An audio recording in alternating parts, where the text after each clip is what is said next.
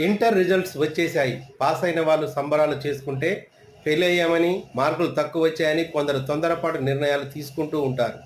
Fail అయితే జీవితంలో ఓడినట్లు భావించకండి. ఇప్పుడు తప్పితే సప్లీ అనే సెకండ్ ఆప్షన్ ఉంది. కానీ తప్పుడు నిర్ణయం తీసుకుంటే మీరే ప్రాణంగా బతికే మీ వాళ్ళు జీవితకాలపు కన్నీళ్లకు కారకులవుతారు.